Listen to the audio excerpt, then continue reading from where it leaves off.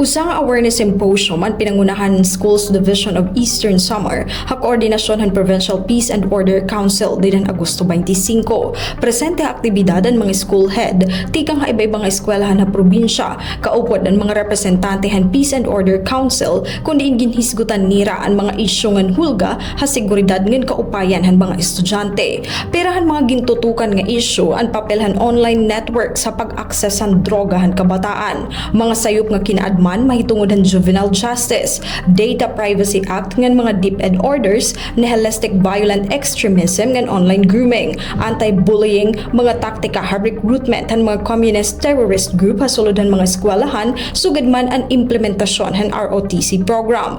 Ginhisgutan gihapon na symposium ang importansya han pagpauswag han kahibarohan mga school head, mga kag-anak ngan kabataan mahitungod ng mga posibleng nga hulga ha seguridad, labi na ha paggamit han social media ngan iba pa nga online platforms.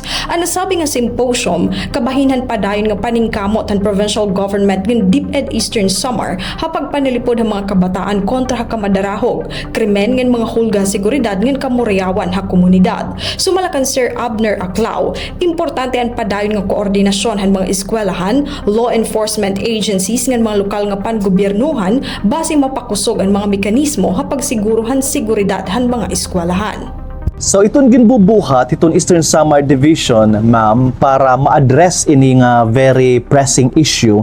Una, nagkakameda kami in close coordination with the Philippine National Police, nga dahiton mga LGU and barangays for the safety and security measures. In fact, ma'am, sige iton amon pag-coordinate ngan pag-collect hiton kada municipality han tinatawag nila nga barangay and municipal ordinances. Sa pagkaya na halos kada bungto na nagsasubmit haamon hin mga municipal ordinances para namon ma-collect ngan makabulig kami pag-implement, pag-advocate hiton era mga ordinance establishing the municipal school safety, security, emergency code of the municipalities. So amon inigin binubuligan pag-advocate ngan pag-implement. Nakapag-discuss liwat kami han amon mga school heads, hiununghan orientation on safe learning facilities about the crafting of a localized contingency plan for active attack, shooting incident.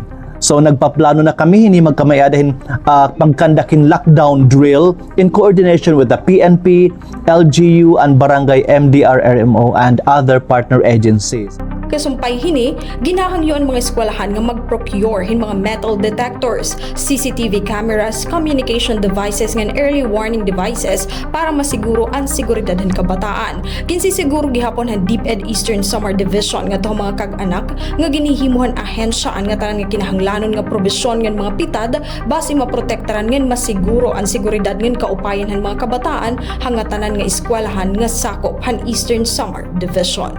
Tika nga syudad it Borongan, Heidi Upada, Eastern Samar News Service.